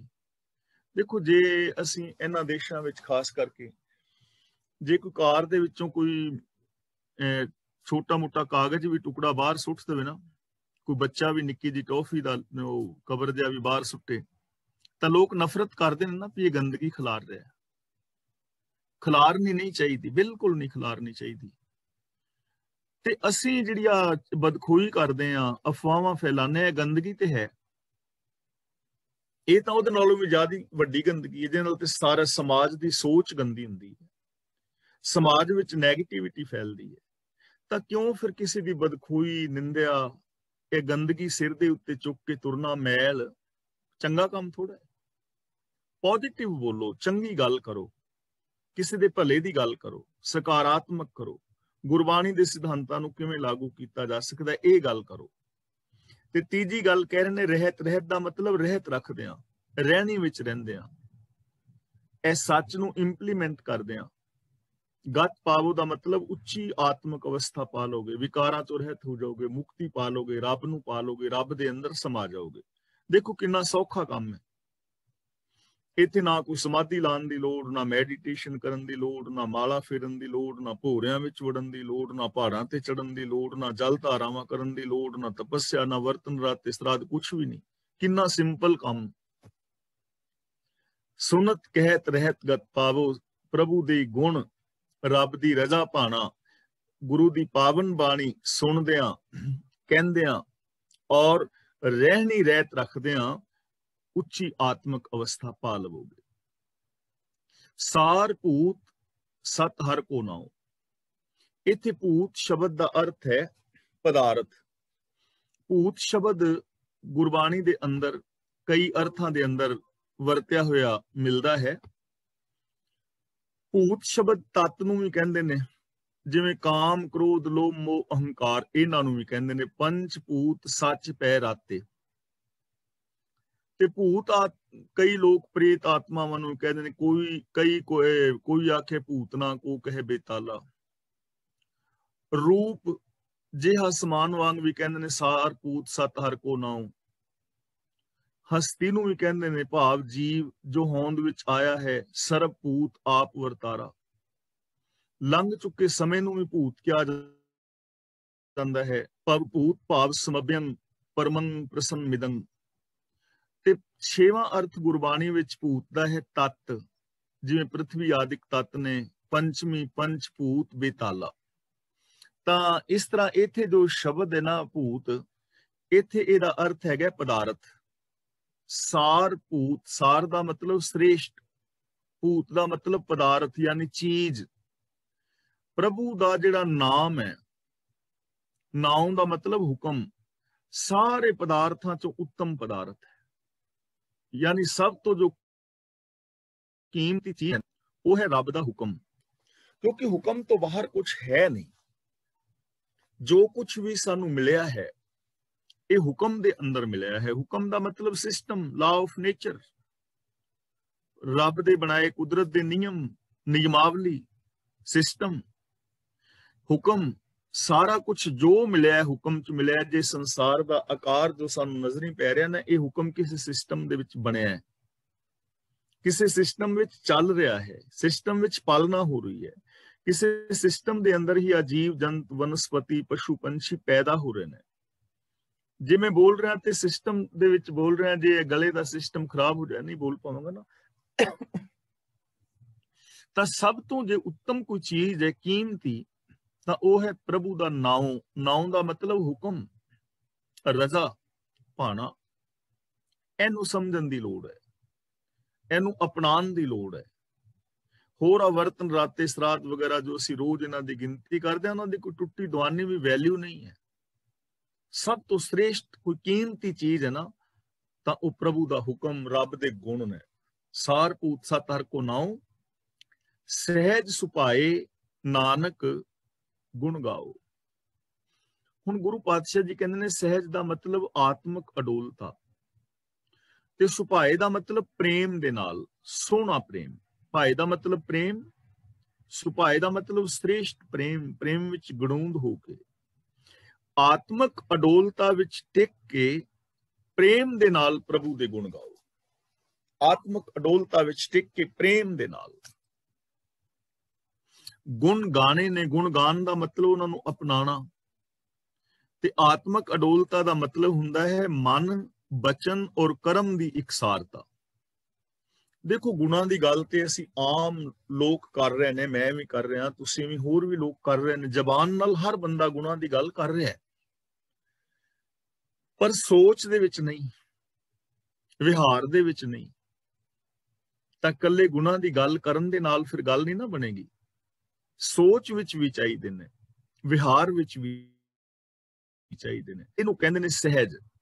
ਮਨ, ਬਚਨ ਔਰ ਕਰਮ ਦੀ ਇਕਸਾਰਤਾ। ਸੋਚ ਵੀ ਸਾਫ਼ ਸੁਥਰੀ, ਬੋਲ ਵੀ ਸਾਫ਼ ਸੁਥਰੇ, ਵਿਹਾਰ ਵੀ ਸਾਫ਼ ਸੁਥਰਾ। ਸੋਚ ਵਿੱਚ ਵੀ ਗੁਣ, ਵਿਹਾਰ ਵਿੱਚ ਵੀ ਗੁਣ, ਬੋਲਾਂ ਵਿੱਚ ਵੀ ਗੁਣ, ਤੇ ਨਾਲ ਪ੍ਰੇਮ। ਪ੍ਰੇਮ ਇਹ ਨਹੀਂ ਜੇ ਕਿਸੇ ਦਾ ਕੋਈ ਭਲਾ ਕੀਤਾ ਥੋੜਾ ਤੇ ਨਾਲ ਉਹਨੂੰ ਚਾਰ ਗਾਲਾਂ ਕੱਢੋ, ਐਵੇਂ ਨਹੀਂ। ਪ੍ਰੇਮ ਜ਼ਿੰਦਗੀ ਦੇ ਅੰਦਰ ਰੱਬ ਦੇ ਨਾਲ, ਗੁਣਾਂ ਦੇ ਨਾਲ ਪ੍ਰੇਮ ਹੋਵੇ। ਪ੍ਰੇਮ ਦੇ ਨਾਲ ਆਤਮਿਕ ਅਡੋਲਤਾ ਦੇ ਅੰਦਰ ਟਿਕ ਕੇ ਰੱਬੀ ਗੁਣਾਂ ਦੇ ਧਾਰਨੀ ਹੋਵੋ, ਜੀਵਨ ਬਦਲ ਜਾਏਗਾ। ਦੇਖੋ, ਹਰ ਪੰਕਤੀ ਵਿੱਚ ਕਿੰਨਾ ਮਹਾਨ ਉਪਦੇਸ਼ ਹੈ, ਕਿੰਨੇ ਸੌਖੇ ਢੰਗ ਦੇ ਨਾਲ ਸਮਝਾਇਆ ਹੈ। ਕਿੰਨਾ ਮਹਾਨ ਇਹ ਜੀਵਨ ਹੋ ਸਕਦਾ ਹੈ ਹਰ ਇਨਸਾਨ ਦਾ, ਜੇ ਬੰਦਾ ਟਰਾਈ ਕਰੇ। ਗੁਣ ਗਾਵਤ ਤੇਰੀ ਉਤਰਸ ਮੈਲ। ਹੁਣ ਗੁਣ ਗਾਣ ਦਾ ਲਾਭ ਦੱਸ ਰਹੇ ਨੇ ਕਿ ਗੁਣਾਂ ਦੇ ਧਾਰਨੀ ਹੋਣ ਨਾਲ ਜੇ ਗੁਣਾਂ ਦੀ ਗੱਲ ਕਰਾਂਗੇ, ਗੁਣਾਂ ਨੂੰ ਅਪਣਾਵਾਂਗੇ, ਗੁਣਾਂ ਵਾਲਾ ਵਿਹਾਰ ਬਣਾਵਾਂਗੇ ਤੇ ਕੀ ਹੋਏਗਾ? ਉਹਦਾ ਰਿਜ਼ਲਟ ਕੀ ਨਿਕਲੇਗਾ? ਵਿਕਾਰਾਂ ਦੀ ਮੈਲ ਉਤਰ ਜਾਏਗੀ, ਤੇਰਾ ਅੰਦਰਲਾ ਚਮਕ ਪਵੇਗਾ, ਤੇਰੇ ਅੰਦਰ ਗੁਣਾਂ ਦਾ ਪ੍ਰਕਾਸ਼ ਹੋ ਜਾਏਗਾ, ਮੈਲ ਉਤਰ ਜਾਏਗੀ। ਤੇ ਇਸ ਗੁਣਾਂ ਦੀ, ਅਵਗੁਣਾਂ ਦੀ ਮੈਲ ਕਰਕੇ ਹੀ ਬੰਦਾ ਦੁਖੀ ਹੈ ਨਾ। ਅਵਗੁਣਾਂ ਦੀ ਮੈਲ ਕਰਕੇ ਬੰਦਾ ਦੁਖੀ। ਅਸੀਂ ਹੁਣ ਕਿਸੇ ਬਰਤਨ ਵਿੱਚ ਦੁੱਧ ਲੈਣ ਵਾਸਤੇ ਜਾਂਦੇ ਹਾਂ ਤੇ ਬਰਤਨ ਹੈ ਮੈਲਾ, ਉਸ ਮੈਲੇ ਬਰਤਨ ਵਿੱਚ ਦੁੱਧ ਪਵਾਉਂਦੇ ਆ, ਦੁੱਧ ਹੋ ਜਾਂਦਾ ਖਰਾਬ, ਦੁੱਧ ਗਿਆ ਬੇਕਾਰ, ਦੁੱਧ ਵਾਸਤੇ ਜੋ ਪੈਸੇ ਖਰਚੇ ਉਹ ਬੇਕਾਰ। ਤੇ ਅਸੀਂ ਉਹ ਦੁੱਧ ਡੋਲ ਦਿੱਤਾ, ਖਰਾਬ ਹੋਇਆ, ਤੇ ਉਸੇ ਬਰਤਨ ਦੇ ਮੈਲੇ ਬਰਤਨ ਵਿੱਚ ਫਿਰ ਦੁੱਧ ਲੈਣ ਦਾ, ਦੁੱਧ ਨੇ ਫਿਰ ਫਟ ਜਾਣਾ, ਖਰਾਬ ਹੋਏਗਾ ਨਾ। ਜਿਵੇਂ ਖੂਹ ਦੇ ਵਿੱਚ ਬਿੱਲੀ ਵਾਲੀ ਆਪਾਂ ਕਹਾਣੀ ਸੁਣੀ ਸੀ, ਜੇ ਬਿੱਲੀ ਖੂਹ ਦੇ ਵਿੱਚ ਪਈ ਤੇ ਬਦਬੂ ਤੇ ਰਹਿ ਗਈ। ਤਾਂ ਗੁਰੂ ਜੀ ਕਹਿੰਦੇ ਨੇ ਜਦੋਂ ਤੱਕ ਤੇਰੀ ਵਿਕਾਰਾਂ ਦੀ ਮੈਲ ਨਹੀਂ ਉਤਰਦੀ, ਉਦੋਂ ਤੱਕ ਤੂੰ ਸੁਖੀ ਔਰ ਸ਼ਾਂਤ ਨਹੀਂ ਹੋਣਾ। ਤਾਂ ਜੇ ਅਸੀਂ ਚਾਹੁੰਦੇ ਆ ਕਿ ਸਾਡੀ ਜ਼ਿੰਦਗੀ ਵਿੱਚ ਸੁੱਖ ਆਵੇ, ਖੁਸ਼ੀਆਂ ਆਉਣ, ਚੜ੍ਹਦੀ ਕਲਾ ਆਵੇ, ਤਾਂ ਉਹਦੇ ਵਾਸਤੇ ਇੱਕੋ ਹੀ ਚੀਜ਼ ਹੈ ਕਿ ਬੰਦੇ ਦੀ ਸੋਚ ਵਿੱਚ, ਵਿਹਾਰ ਵਿੱਚ ਮੈਲ ਨਹੀਂ ਹੋਣੀ ਚਾਹੀਦੀ, ਔਗਣ ਨਹੀਂ ਹੋਣੇ ਚਾਹੀਦੇ। ਤੇ ਉਸ ਔਗਣਾਂ ਦੀ ਮੈਲ ਨੂੰ ਉਤਾਰਨ ਲਈ ਕਿੰਨਾ ਸੌਖਾ ਸਾਧਨ ਦੱਸ ਰਹੇ ਨੇ। ਗੁਣ ਗਾਵਤ ਤੇਰੀ ਉਤਰਸ ਮੈਲ, ਗੁਣਾਂ ਦੇ ਧਾਰ ਨਹੀਂ ਹੋਇਆ, ਤੇਰੀ ਵਿਕਾਰਾਂ ਦੀ ਮੈਲ ਉਤਰ ਜਾਏਗੀ। ਜਿਵੇਂ ਅਸੀਂ ਰੋਜ਼ ਵਿਚਾਰ ਕਰ ਰਹੇ ਹਾਂ, ਸੱਚ ਬੋਲਾਂਗੇ, ਝੂਠ ਆਪੇ ਖਤਮ ਹੋ ਜਾਣਾ ਹੈ। ਪ੍ਰੇਮ ਨਾਲ ਰਹਿਣਾ ਸ਼ੁਰੂ ਕਰਾਂਗੇ, ਈਰਖਾ ਆਪੇ ਖਤਮ ਹੋ ਜਾਏਗੀ। ਪ੍ਰੇਮ ਦੇ ਨਾਲ ਵਿਹਾਰ ਕਰਾਂਗੇ, ਕ੍ਰੋਧ ਆਪੇ ਮੁੱਕ ਜਾਏਗਾ। ਗੁਣ ਗਾਵਤ ਤੇਰੀ ਉਤਰਸ ਮੈਲ, ਬਿਨਸ ਜਾਏ ਹਉਮੈ ਬਿਖ ਫੈਲ। ਫੈਲ ਦਾ ਮਤਲਬ ਖਿਲਾਰਾ, ਫੈਲਾਵ, ਫੈਲਾਵ, ਖਿਲਾਰਾ। ਹਉਮੈ ਬਿਖ, ਹਉਮੈ ਇੱਕ ਜ਼ਹਿਰ ਹੈ ਤੇ ਇਹਦਾ ਬਹੁਤ ਵੱਡਾ ਖਿਲਾਰਾ ਹੈ। ਜਦੋਂ ਤੇਰੇ ਅੰਦਰੋਂ ਵਿਕਾਰਾਂ ਦੀ ਮੈਲ ਉਤਰੇਗੀ ਨਾ, ਗੁਣ ਗਾਏਗਾ, ਜਿਹੜਾ ਤੇਰਾ ਹਉਮੈ ਦਾ ਬਹੁਤ ਵੱਡਾ ਖਿਲਾਰਾ ਹੈ ਉਹ ਵੀ ਮਿਟ ਜਾਏਗਾ। ਕਿੰਨੇ ਖਿਲਾਰੇ ਨੇ ਬੰਦੇ ਨੇ, ਨਿੱਕੀ ਨਿੱਕੀ ਹਉਮੈ ਕਰਕੇ ਵੱਡੇ ਵੱਡੇ ਰਿਸ਼ਤੇ ਤੋੜ ਲਏ ਨੇ, ਮਿੱਤਰਤਾ ਤੋੜ ਲਈ ਹੈ, ਪਰਿਵਾਰ ਬਿਖਰ ਗਏ ਨੇ, ਦੂਜਿਆਂ ਦੀਆਂ ਭਾਵਨਾਵਾਂ ਦੀ ਕਦਰ ਨਹੀਂ ਕਰ ਰਿਹਾ। ਹਉਮੈ ਦਾ ਖਿਲਾਰਾ ਹੀ ਹੈ ਨਾ। ਜਿਵੇਂ ਅਸੀਂ ਪਿੱਛੇ ਵਿਸਥਾਰ ਨਾਲ ਕਰ ਚੁੱਕੇ ਹਾਂ ਵਿਚਾਰ ਹਉਮੈ ਦੀ, ਇਨਫੀਰੀਓਰਿਟੀ ਕੰਪਲੈਕਸ, ਸੁਪਰੀਓਰਿਟੀ ਕੰਪਲੈਕਸ, ਕਿੰਨਾ ਵੱਡਾ ਖਿਲਾਰਾ ਹੈ। ਇਨਫੀਰੀਓਰਿਟੀ ਕੰਪਲੈਕਸ ਕਰਕੇ ਕਿੰਨੇ ਸਾਰੇ ਮਾਨਸਿਕ ਰੋਗ ਪੈਦਾ ਹੋ ਗਏ ਨੇ, ਕਿੰਨੇ ਸਾਰੇ ਲੋਕ ਜੀਵਨ ਦੇ ਅੰਦਰ ਸਫਲਤਾ ਤੋਂ ਵਾਂਝੇ ਰਹਿ ਗਏ ਨੇ ਇਨਫੀਰੀਓਰਿਟੀ ਕੰਪਲੈਕਸ ਕਰਕੇ। ਤੇ ਕਿੰਨੇ ਸਾਰੇ ਐਸੇ ਲੋਕ ਸੁਪਰੀਓਰਿਟੀ ਕੰਪਲੈਕਸ ਕਰਕੇ ਆਪਣੀ ਜੀਵਨ ਦੇ ਵਿੱਚ ਖੁਸ਼ੀਆਂ ਤੋਂ ਵਾਂਝੇ ਰਹਿ ਗਏ ਨੇ, ਕਿੰਨੇ ਰਿਸ਼ਤੇ ਤੋੜ ਬੈਠੇ ਨੇ, ਕਿੰਨੇ ਭੈਣਾਂ ਭਰਾਵਾਂ ਤੋਂ ਦੂਰ ਹੋ ਗਏ ਨੇ, ਸੱਜਣਾ ਮਿੱਤਰਾਂ ਤੋਂ ਦੂਰ ਹੋ ਗਏ ਨੇ। ਤਾਂ ਗੁਰੂ ਜੀ ਕਹਿੰਦੇ ਨੇ ਗੁਣ ਗਾ, ਗੁਣਾਂ ਦਾ ਧਾਰਨੀ ਹੋ, ਤੇਰੇ ਅੰਦਰੋਂ ਵਿਕਾਰਾਂ ਦੀ ਮੈਲ ਖਤਮ ਹੋ ਜਾਏਗੀ ਤੇ ਜਿਹੜੇ ਹਉਮੈ ਦੇ ਖਿਲਾਰੇ ਨੇ ਨਾ ਉਹ ਵੀ ਤੇਰੇ ਮੁੱਕ ਜਾਣਗੇ, ਹਉਮੈ ਦਾ ਰੋਗ ਵੀ ਤੇਰਾ ਮੁੱਕ ਜਾਏਗਾ, ਤੂੰ ਰੱਬ ਦੇ ਅੰਦਰ ਸਮਾ ਜਾਏਗਾ। ਹੋਹੇ ਅਚਿੰਤ ਬਸੈ ਸੁਖ ਨਾਲ, ਤੂੰ ਪ੍ਰਭੂ ਦੇ ਨਾਲ ਬੇਫਿਕਰ ਹੋ ਕੇ ਵਸੇਗਾ, ਬੇਫਿਕਰ ਹੋ ਜਾਏਗਾ ਤੇ ਤੇਰਾ ਜੀਵਨ ਸੁਖ ਦੇ ਨਾਲ ਬਤੀਤ ਹੋਵੇਗਾ। ਹੋਹੇ ਅਚਿੰਤ, ਚਿੰਤਾ ਤੋਂ ਰਹਿਤ ਹੋ ਜਾਏਗਾ। ਬਸੈ ਸੁਖ ਨਾਲ, ਸੁਖ ਦੇ ਨਾਲ ਤੂੰ ਵਸੇਗਾ, ਚਿੰਤਾਵਾਂ ਮੁੱਕ ਜਾਣਗੀਆਂ, ਸੁਖ ਤੇਰੀ ਜ਼ਿੰਦਗੀ ਵਿੱਚ ਆ ਜਾਣਗੇ। ਜੇਕਰ ਜਾਣੇ ਅਣਜਾਣੇ ਕੁਝ ਗਲਤ ਕਰ ਬੈਠੇ ਹਾਂ, ਔਗਣ ਅੰਦਰ ਹੈ ਨੇ, ਜਿਹਦੇ ਕਰਕੇ ਸਾਡੀ ਜ਼ਿੰਦਗੀ ਵਿੱਚ ਚਿੰਤਾਵਾਂ, ਝੋਰੇ ਕਾੜੇ, ਅੰਦੇਸ਼ੇ, ਫਿਕਰ ਨੇ, ਤਾਂ ਜੇ ਗੁਣਾਂ ਦੇ ਧਾਰਨੀ ਹੋਈਏ ਤਾਂ ਉਹ ਮਿਟ ਸਕਦੇ ਨੇ। ਦੁਨੀਆ ਦੀ ਕੋਈ ਐਸੀ ਸਮੱਸਿਆ ਨਹੀਂ ਜਿਹਨੂੰ ਹੱਲ ਨਹੀਂ ਕੀਤਾ ਜਾ ਸਕਦਾ। ਦੁਨੀਆ ਦੀ ਕੋਈ ਐਸੀ ਚਿੰਤਾ ਫਿਕਰ ਨਹੀਂ ਕਿ ਨਹੀਂ ਮਿਟਾਇਆ ਜਾ ਸਕਦਾ, ਮਿਟ ਸਕਦੀਆਂ ਨੇ ਜੇ ਬੰਦਾ ਗੁਣਾਂ ਦਾ ਧਾਰਨੀ ਹੋਏ। ਤੇਰੀ ਜ਼ਿੰਦਗੀ ਚੋਂ ਚਿੰਤਾਵਾਂ ਮਿਟ ਜਾਣਗੀਆਂ, ਤੂੰ ਸੁੱਖਾਂ ਦੇ ਨਾਲ ਬਾਕੀ ਦੀ ਜ਼ਿੰਦਗੀ ਬਿਤਾਏਗਾ। ਇਸ ਲਈ ਕਰਨਾ ਕੀ ਹੈ? ਸਾਸ ਗਰਾਸ ਹਰ ਨਾਮ ਸੰਭਾਲ। ਗਰਾਸ ਦਾ ਮਤਲਬ ਖਾਂਦਿਆਂ ਗਰਾਈ, ਸਾਹ ਦਾ ਮਤਲਬ ਸਾਹ ਲੈਂਦਿਆਂ, ਦਮ ਬਦਮ ਹਰ ਵਕਤ ਰੱਬ ਨੂੰ ਯਾਦ ਰੱਖ। ਰੱਬ ਨੂੰ ਯਾਦ ਰੱਖਣ ਦਾ ਮਤਲਬ ਤੇਰੀ ਯਾਦ ਵਿੱਚ ਰੱਬ ਦੇ ਗੁਣ ਹੋਣ, ਰੱਬ ਦੀ ਰਜ਼ਾ ਦੇ ਅੰਦਰ ਤੂੰ ਜੀਵੇਂ। ਖਾਂਦਿਆਂ ਪੀਂਦਿਆਂ, ਉੱਠਦਿਆਂ ਸੌਂਦਿਆਂ, ਜਾਗਦਿਆਂ, ਤੁਰਦਿਆਂ ਫਿਰਦਿਆਂ ਜੀਵਨ ਬਤੀਤ ਕਰਦਿਆਂ ਰੱਬੀ ਗੁਣ ਯਾਦ ਹੋਣ, ਇਹਨਾਂ ਨੂੰ ਸੰਭਾਲਦਾ ਰਹੋ, ਇਹਨਾਂ ਨੂੰ ਯਾਦ ਦੇ ਵਿੱਚ ਟਿਕਾਈ ਰੱਖ, ਗੁਣਾਂ ਵਾਲੀ ਜ਼ਿੰਦਗੀ ਜੀਵੀ ਜਾ, ਤਾਂ ਤੇਰਾ ਜੀਵਨ ਕਿੰਨਾ ਮਹਾਨ ਹੋ ਜਾਏਗਾ। ਛਾੜ ਸਿਆਣਪ ਸਗਲੀ ਮਨਾ। ਹੁਣ ਇੱਥੇ ਸਿਆਣਪ ਦਾ ਮਤਲਬ ਹੈ ਚਤੁਰਾਈ। ਇੱਕ ਸਿਆਣਪ ਹੁੰਦੀ ਨਾ ਅਕਲ, ਇਹਦਾ ਮਤਲਬ ਇਹ ਨਹੀਂ ਵੀ ਅਕਲ ਕਰਨੀ ਛੱਡ ਦੇਣੀ ਹੈ, ਅਕਲ ਦੀ ਵਰਤੋਂ ਕਰਨੀ ਹੈ। ਅਕਲ ਤੋਂ ਬਿਨਾ ਇਹ ਜੀਵਨ ਵਿਅਰਥ ਹੈ। ਬੇਅਕਲੀਆਂ ਕਰਕੇ ਹੀ ਬੰਦੇ ਨੇ ਆਪਣੇ ਜੀਵਨ ਨੂੰ ਨੁਕਸਾਨਦਾਇਕ ਬਣਾਇਆ ਹੋਇਆ ਹੈ, ਦੁਖਦਾਈ ਬਣਾ ਲਿਆ ਹੈ। ਇੱਥੇ ਸਿਆਣਪ ਦਾ ਮਤਲਬ ਚਤੁਰਾਈਆਂ। ਛਾੜ ਸਿਆਣਪ ਸਗਲੀ ਮਨਾ। ਇਹ ਮੇਰੇ ਮਨ, ਆਪਣੀ ਸਾਰੀ ਚਤੁਰਾਈ ਛੱਡ ਦੇ, ਚਲਾਕੀਆਂ ਛੱਡ ਦੇ। ਹੁਣ ਚਤੁਰਾਈ ਕੀ ਹੈ? ਸਿੰਪਲ ਗੱਲ ਹੈ, ਅੰਦਰੋਂ ਹੋਰ ਹੋਣਾ ਤੇ ਬਾਹਰੋਂ ਹੋਰ ਹੋਣਾ ਚਤੁਰਾਈਆਂ ਹੀ ਨੇ ਨਾ। ਠੱਗੀਆਂ ਮਾਰਨੀਆਂ, ਇਮੋਸ਼ਨਲ ਬਲੈਕਮੇਲ ਕਰਨਾ, ਕਿਤੇ ਇੱਕ ਦੂਜੇ ਦੇ ਅੰਦਰ ਦੰਗਾ ਫਸਾਦ ਕਰਾ ਦੇਣਾ, ਲੜਾਈਆਂ ਕਰਾ ਦੇਣੀਆਂ, ਜਿਹਨੂੰ ਅਸੀਂ ਕਹਿੰਦੇ ਪਿਆ ਬੰਦਾ ਤੇ ਤੀਲੀ ਬਾਲਦਾ ਫਿਰਦਾ ਹੈ, ਨਾਰਦ ਮੁਨੀ ਹੈ, ਕਈ ਸਾਰੇ ਨਾਮ ਦਿੱਤੇ ਜਾਂਦੇ ਨੇ। ਇਹਨਾਂ ਚਲਾਕੀਆਂ ਨੂੰ ਛੱਡ ਦਿਓ, ਸਿੰਪਲ ਸਾਧਾਰਨ ਸੱਚੀ ਜ਼ਿੰਦਗੀ ਜੀਵੋ। ਝੂਠ ਨੂੰ ਝੂਠ ਕਹੋ, ਸੱਚ ਨੂੰ ਸੱਚ ਕਹੋ, ਅੰਦਰੋਂ ਬਾਹਰੋਂ ਇੱਕ ਹੋਵੋ, ਮਨ ਬਚਨ ਕਰਮ ਕਰਕੇ ਸੱਚ ਦੇ ਧਾਰਨੀ ਹੋਵੋ। ਚਲਾਕੀਆਂ ਛੱਡ ਦਿਓ। ਚਲਾਕੀਆਂ ਨੇ ਨਾ, ਬੰਦਾ ਧਰਮ ਦੇ ਨਾਮ ਤੇ ਕਿੰਨੀਆਂ ਚਲਾਕੀਆਂ ਕਰ ਰਿਹਾ ਨਾ, ਕਿ ਸ਼ਾਇਦ ਰੱਬ ਅੱਗੇ ਇੱਕ ਗਮਲਾ ਫੁੱਲਾਂ ਦਾ ਚੜਾਵਾਂ, ਰੱਬ ਖੁਸ਼ ਹੋ ਜਾਏਗਾ। ਤੇ ਉਹ ਗਮਲਾ ਫੁੱਲ ਭਾਵੇਂ ਲੋਕਾਂ ਦੇ ਚੋਰੀ ਤੋੜ ਕੇ ਲਿਆਂਦੇ ਹੋਣ ਕਿਸੇ ਦੇ ਬਾਗ ਚੋਂ। ਹੁਣ ਕਿਸੇ ਦੇ ਬਾਗ ਚੋਂ, ਕਿਸੇ ਦੇ ਪਾਰਕ ਵਿੱਚੋਂ ਚੋਰੀ ਫੁੱਲ ਤੋੜ ਕੇ ਤੇ ਲਿਆ ਕੇ ਕੋਈ ਗੁਰਦੁਆਰੇ ਮੰਦਿਰ ਮਸੀਤ ਤੇ ਚੜਾ ਦੇਵੇ, ਤੇ ਉਹਦੇ ਨਾਲ ਕਿੰਨਾ ਕੁ ਉਹਨੂੰ ਲਾਭ ਹੋ ਸਕਦਾ ਹੈ। ਜਦੋਂ ਫੁੱਲ ਤੋੜ ਰਿਹਾ ਸੀ ਰੱਬ ਨੇ ਉਦੋਂ ਵੇਖਿਆ ਨਾ ਹੋਏਗਾ।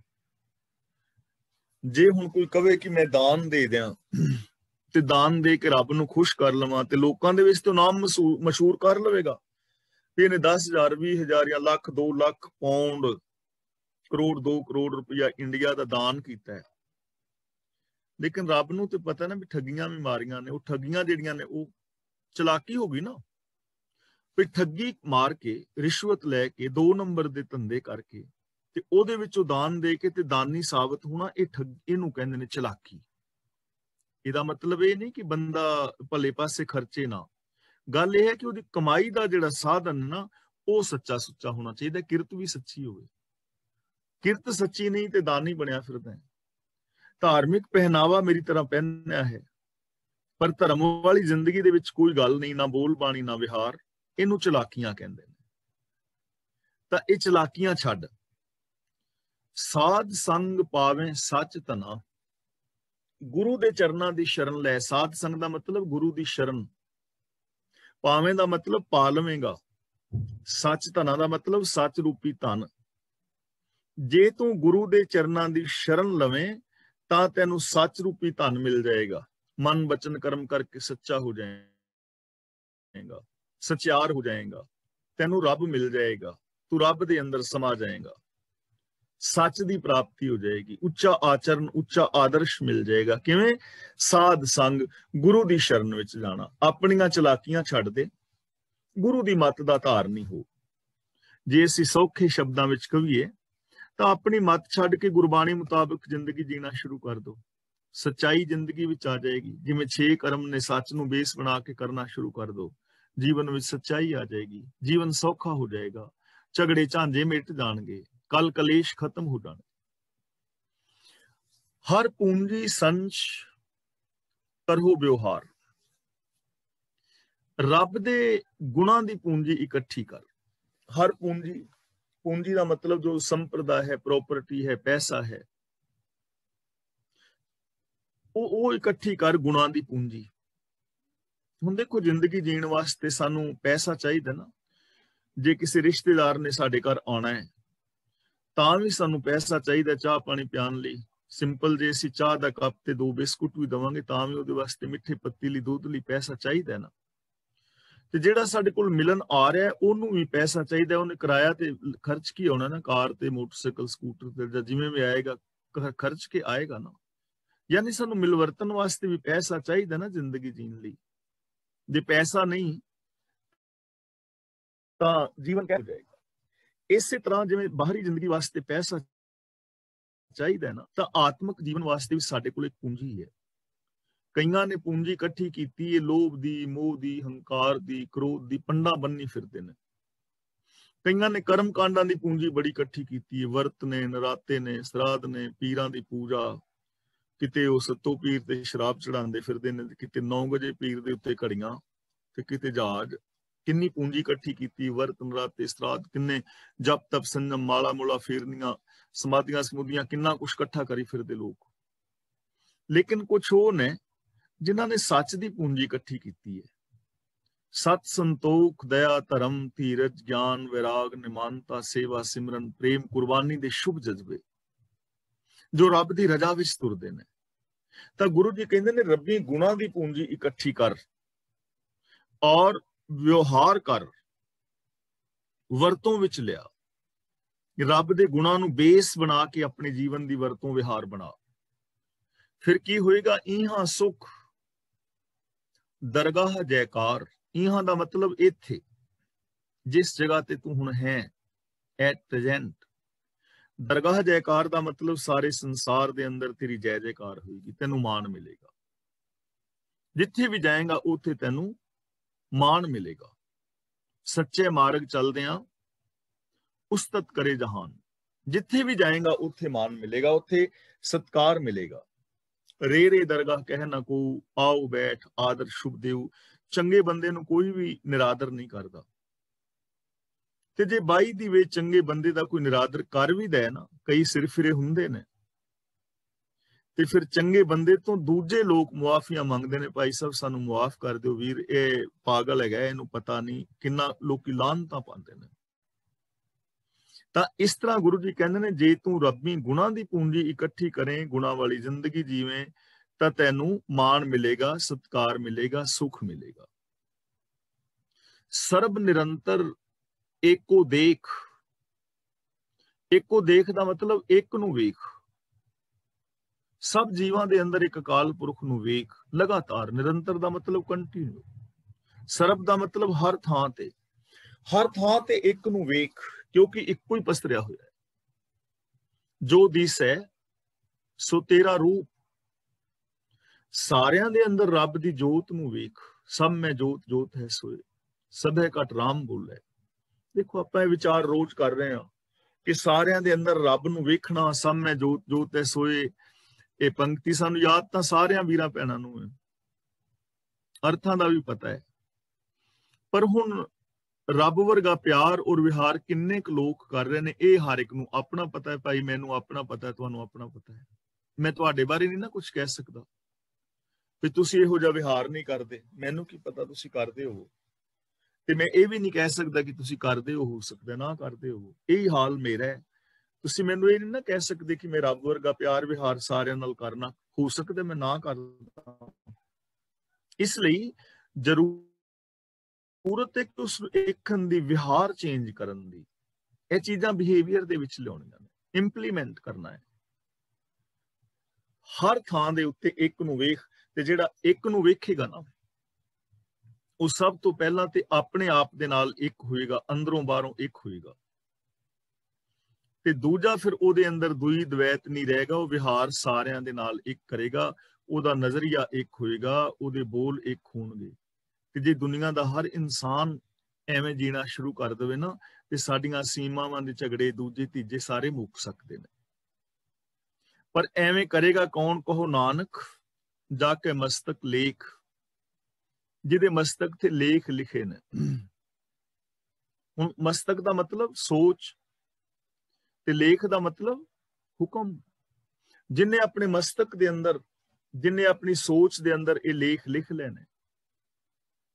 ਕਿਹੜੇ ਲੇਖ? ਕਿ ਸਾਰਿਆਂ ਦੇ ਵਿੱਚ ਇੱਕ ਨੂੰ ਵੇਖਣਾ, ਸਾਰੇ ਥਾਵਾਂ ਤੇ ਇੱਕ ਰੱਬ ਨੂੰ ਵੇਖਣਾ। ਕਿਸੇ ਨੇ ਤੇ ਇਹ ਲੇਖ ਲਿਖ ਲਿਆ, ਤੇ ਕਿਸੇ ਨੇ ਆਪਣੇ ਅੰਦਰ ਇਹ ਲੇਖ ਲਿਖ ਲਿਆ ਵੀ ਵਰਤ ਰੱਖਣੇ ਨੇ, ਸਰਾਧ ਕਰਨੇ ਨੇ, ਨਰਾਤੇ ਕਰਨੇ ਨੇ, 2-3 ਵਾਰੀ ਬਾਬੇ ਨੂੰ ਭੋਗ ਲਵਾਉਣਾ ਹੈ, तीर्थां ते नहाउणा है, समाधि लानी है, जप तप संयम करने ने, किसी ने ये लेख लिख लेना। हुण मस्तक दे अंदर अपने दिमाग विच अपने दिल अंदर लेख लिख, जिन्ने ये लेख लिख लेने वो फिर सब थावां दे उत्ते एक रब नूं वेखदा है। सब थावां दे उत्ते एक रब नूं वेखण वाले लेख अपनी जिंदगी विच लिख, ते जिस ते मस्तक ते लेख लिखे गए ने वो महान है, वो वड्डे भागां वाला है। तां असीं अपनी जिंदगी विच लेख लिखने ने, जैसे भी कोई लिखेगा, चाहे ईर्खा द्वेष वाले लिख लो, चाहे प्यार मुहब्बत वाले लिख लो। हर इवेंट तो थॉट्स पैदा हुंदे ने। बिलीफ सिस्टम साडा किहो जिहा बिलीफ सिस्टम है, ਉਹਦੇ ਤੇ डिपेंड करांगे। ਤੇ हर थॉट्स तो बाद साडे अंदर इमोशंस पैदा हुंदे ने, ਤੇ हर इमोशन अगे दो साडे शरीर दे विच चीज़ां पैदा करदा है, एक फिजिकली और एक इमोशनली। साडे अंदर क्रोध पैदा हो सकता है और फिजिकली असी कोई तोड़ फोड़ कर सकते हैं। तो सारा कुछ जो असी अपने अंदर विचार पैदा करते हैं ਉਹਦੇ सिर ਦੇ ਉੱਤੇ ਚੱਲਦਾ है, बेस है ना सारा। ਤਾਂ गुरु जी कहते हैं जिस ते मस्तक ते जिसने अपने हिरदे अंदर इन्हां लेखां नूं लिखिया महान है वो। एको जप एको साला है, इनू कई सलाह भी पढ़ते हैं, कई आह पढ़ते हैं, एको मन आह, लेकिन बहुत सारे वीर भैणां सालाहे और आहे भी पढ़ते हैं। तो मैं जिहड़ा है इनू सालाहे पढ़दा हाँ, ਤੇ ਜੇ ਤੁਹਾਡੇ ਵਿੱਚੋਂ ਕੋਈ ਸਾਲਾਹ ਪੜਦਾ ਹੈ ਤੇ ਉਹਦੇ ਨਾਲ ਮੇਰਾ ਕੋਈ ਵਿਵਾਦ ਨਹੀਂ ਹੈ, ਲੇਕਿਨ ਮੈਂ ਮਰਨ ਕਰਦਾ ਹਾਂ। ਇੱਕੋ ਜਪ ਇੱਕੋ ਸਾਲਾਹ ਹੈ, ਸੱਸੇ ਦੇ ਨਾਲ ਕੰਨਾ ਬੁਲਾਣਾ ਹੈ ਕਿ ਇੱਕ ਪ੍ਰਭ ਨੂੰ ਹੀ ਜਪ ਔਰ ਇੱਕ ਪ੍ਰਭੂ ਦੀ ਹੀ ਸਿਫਤ ਸਲਾਹ ਕਰ। ਜਪ ਦਾ ਮਤਲਬ ਜਾਣ, ਸਮਝ, ਵੇਖ, ਹਰ ਥਾਂ ਦੇ ਉੱਤੇ ਸਮਝ ਕਿ ਹਰ ਥਾਂ ਦੇ ਉੱਤੇ ਇੱਕ ਰੱਬ ਹੈ। ਜਪ ਦਾ ਮਤਲਬ ਜਾਣਨਾ, ਜਾਣ ਉਹਨੂੰ। ਅਸੀਂ ਜਾਣ नहीं ना रहे, अपना नहीं रहे। एको सालाहे दा मतलब एक दी सिफत सलाह कर, एक दे गुण गा। एक सिमर एको मन आहे, आहे दा मतलब तांग, एक दी अपने मन दे अंदर तांग रख। सिमर दा मतलब याद करना और आहे दा मतलब तांग रखना। एक नू याद रख और एक दी ही तांग, गुणा दी ही तांग होवे। ये ना होवे कि हुण ते मैं सतनाम कर रहा, निरभव निर्वैर कर रहा, जां मैं सोच रहा कि मैं चंगा करा ते घंटे 2 घंटे बाद मैं फिर माड़ा करा ना। माड़ी तांग भी ना होवे, अंदर तांग होए मिलाप दी कि मैं इन्हां गुणां दे अंदर ही अपनी सुरत नूं लीन कर देना। ये तांग होए। एक दी तांग, एक दे हुक्म विच तुरन दी तमन्ना, रीझ, दिली चाहत और उसे दे गुणा नूं याद कर। एकस के गुण गाओ अनंत, एक प्रभु दे ही गुण गा जो अनंत है, जिदियां अनंत खूबियां ने, जिदे अनंत गुण ने, उस एक दे नाल जुड़। ते याद रखना, जदों असीं गुण गावांगे, गुणां बारे विचार वटांदरा करांगे, ਤਾਂ ਸਾਡੀ ਜ਼ਿੰਦਗੀ ਦੇ ਅੰਦਰ ਗੁਣ ਪੈਦਾ ਹੁੰਦੇ ਚਲੇ ਜਾਣਗੇ ਔਰ ਇੱਕ ਦਿਨ ਅਸੀਂ ਗੁਣ ਗਾਉਂਦੇ ਗਾਉਂਦੇ ਗੁਣੀ ਪ੍ਰਭੂ ਦੇ ਅੰਦਰ ਸਮਾ ਜਾਵਾਂਗੇ। ਗੁਣ ਕਹੇ ਗੁਣੀ ਸਮਾਵਣਿਆ। ਜਿਸ ਚੀਜ਼ ਨੂੰ ਅਸੀਂ ਬਾਰ-ਬਾਰ ਰਿਪੀਟ ਕਰਦੇ ਹਾਂ ਉਹ ਚੀਜ਼ ਸਾਡੇ ਅੰਦਰ ਯਾਦ ਹੋ ਜਾਂਦੀ ਹੈ, ਸਬਕੌਂਸ਼ੀਅਸ ਮਾਈਂਡ ਅੰਦਰ ਚਲੀ ਜਾਂਦੀ ਹੈ। ਤੇ ਜਦੋਂ ਅਸੀਂ ਬਾਰ-ਬਾਰ ਅਭਿਆਸ ਕਰਦੇ ਹਾਂ ਉਹਨਾਂ ਉਸ ਮੁਤਾਬਕ ਚੱਲਣ ਦਾ, ਤਾਂ ਸਾਡੀ ਆਦਤ ਬਣ ਜਾਂਦੀ ਹੈ, ਸੁਭਾਅ ਬਣ ਜਾਂਦਾ ਹੈ।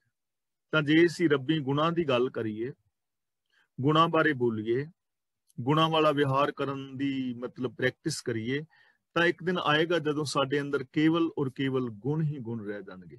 ਤੇ ਦੂਜੀ ਗੱਲ ਇਹ ਹੈ, ਉਹਦੇ ਅੰਦਰ ਅਨੰਤ ਗੁਣ ਨੇ। ਤਾਂ ਇਹ ਤੋਂ ਸਾਨੂੰ ਜੀਵਨ ਵਾਸਤੇ ਕੀ ਮਿਲ ਰਿਹਾ ਹੈ? ਸਾਡੇ ਅੰਦਰ ਅਨੰਤ ਵਿਕਾਸ ਦੀ ਸੰਭਾਵਨਾ ਹੈ। ਤੁਸੀਂ ਆਪਣੇ ਕਿਸੇ ਵੀ ਕੱਲੇ-ਕੱਲੇ ਗੁਣ ਦਾ जिन्ना मर्जी विस्तार कर सकते हो, एक गुण का ही कोई अंत नहीं।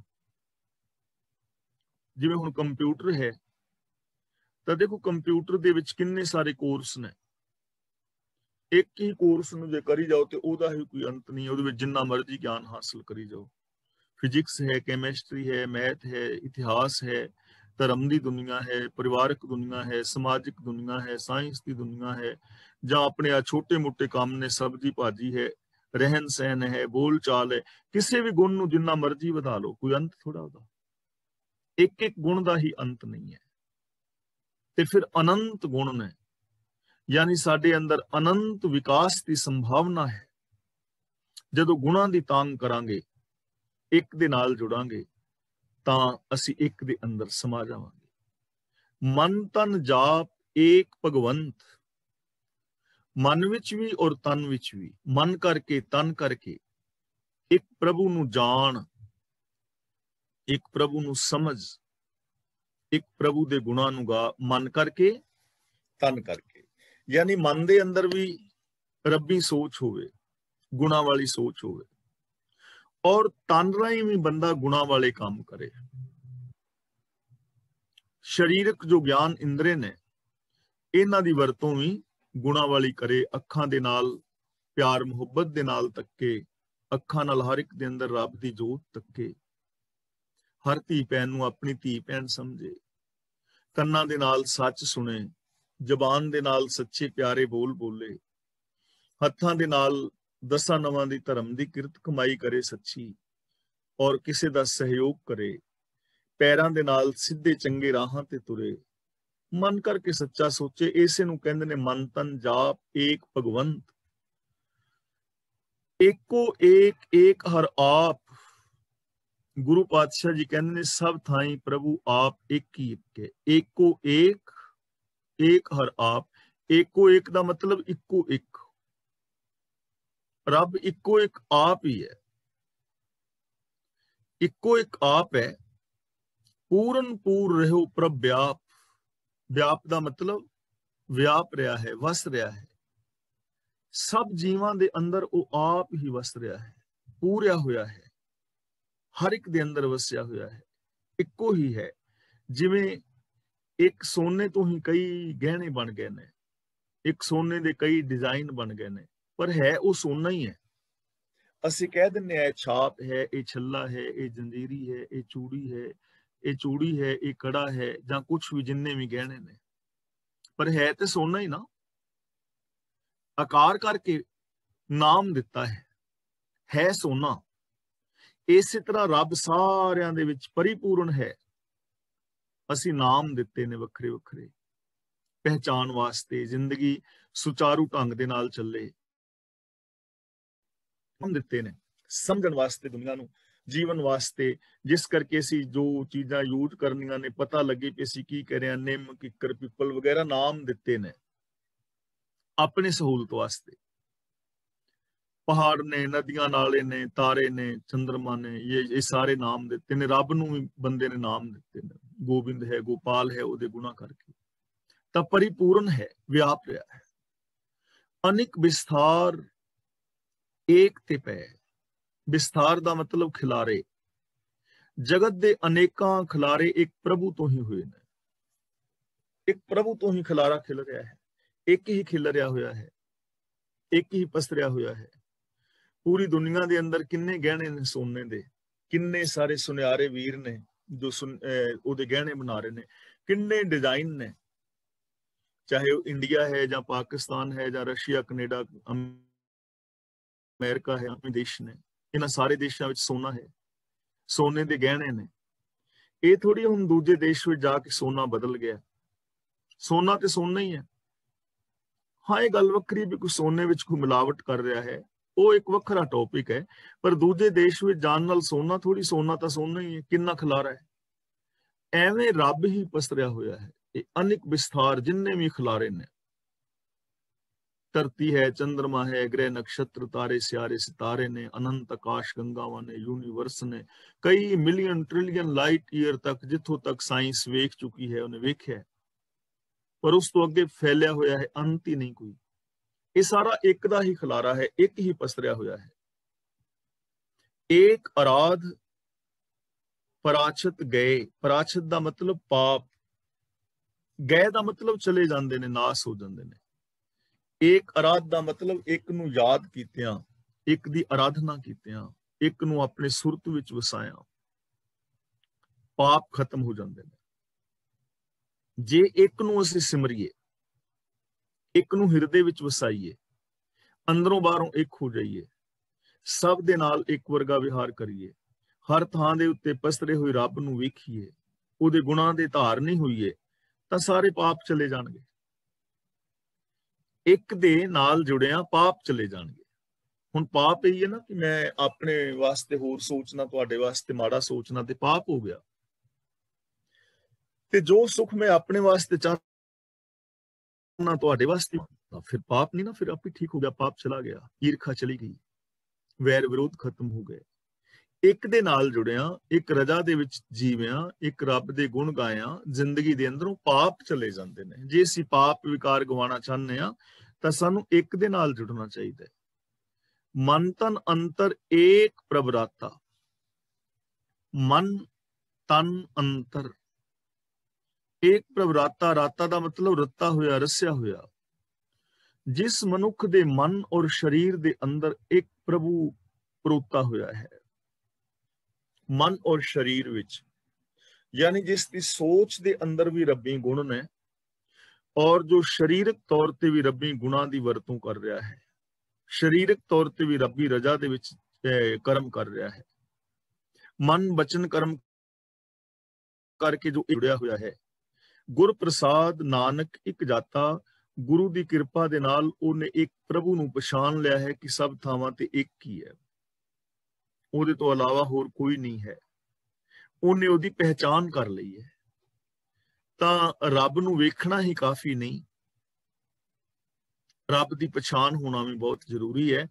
ਜਦੋਂ ਅਸੀਂ ਕਿਸੇ ਨੂੰ ਪਛਾਣਦੇ ਨਹੀਂ ਨਾ, ਫਿਰ ਅਸੀਂ ਉਹਦੇ ਨਾਲ ਵਿਹਾਰ ਨਹੀਂ ਨਾ ਕਰਦੇ ਪਹਿਚਾਣ ਵਾਲਾ। ਹੁਣ ਅੱਜ ਕੱਲ੍ਹ ਸਾਰਿਆਂ ਨੇ ਮਾਸਕ ਲਾਏ ਨੇ, ਕਈ ਵਾਰੀ ਕੋਲੋਂ ਕੋਈ ਲੰਘਦਾ ਤੇ ਫਤਿਹ ਨਹੀਂ ਬੁਲਾ ਸਕਦੇ।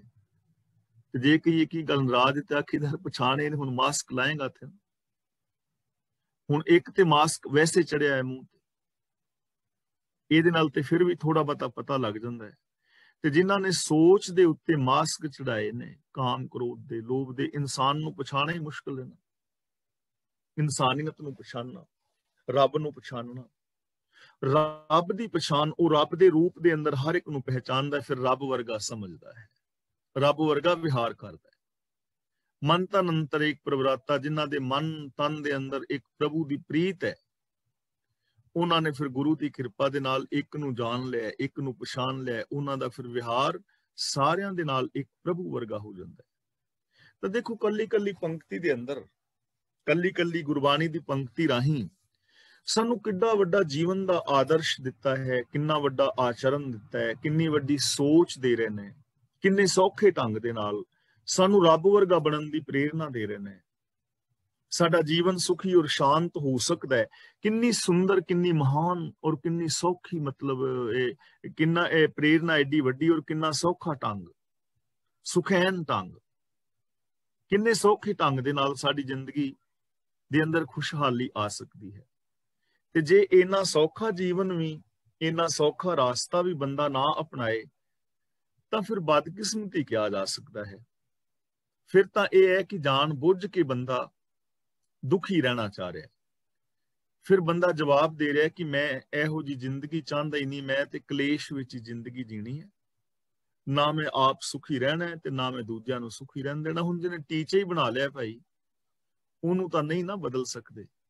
ਵੈਸੇ ਅਸੀਂ ਕਹਿੰਦੇ ਨਹੀਂ ਜੀ ਇਹ ਕੰਮ ਔਖਾ ਹੈ, ਪਰ ਗੁਰੂ ਜੀ ਨੇ ਤਾਂ ਇੰਨਾ ਸੌਖਾ ਦੱਸਦਾ, ਇਸ ਤੋਂ ਸੌਖਾ ਹੋ ਹੀ ਨਹੀਂ ਸਕਦਾ। ਤਾਂ ਗੁਰੂ ਰਹਿਮਤ ਕਰੇ। ਦੇਖੋ ਕਿੰਨੇ ਸੁਖੈਨ ਢੰਗ ਦੇ ਨਾਲ ਅਸੀਂ ਸੁਖਮਨੀ ਸਾਹਿਬ ਜੀ ਦੀ ਪਾਵਨ ਬਾਣੀ ਰਾਹੀਂ ਇਹ ਜੀਵਨ ਜਾਚ ਪ੍ਰਾਪਤ ਕਰ ਸਕਦੇ ਹਾਂ। ਆਪਣੇ ਜੀਵਨ ਨੂੰ, ਪਰਿਵਾਰ ਨੂੰ, ਸਮਾਜ ਨੂੰ ਅਸੀਂ ਬਦਲ ਸਕਦੇ ਹਾਂ। ਤਾਂ ਅਸੀਂ ਇਸ ਪਾਸੇ ਆਪ ਵੀ ਟਰਾਈ ਕਰੀਏ ਤੇ ਹੋਰਨਾਂ ਵੀਰਾਂ ਭੈਣਾਂ ਨੂੰ ਵੀ ਪ੍ਰੇਰਨ ਦਾ ਯਤਨ ਕਰੀਏ। ਤਾਂ ਮੈਂ ਇੱਥੇ ਸਮਾਪਤੀ ਕਰਦਾ।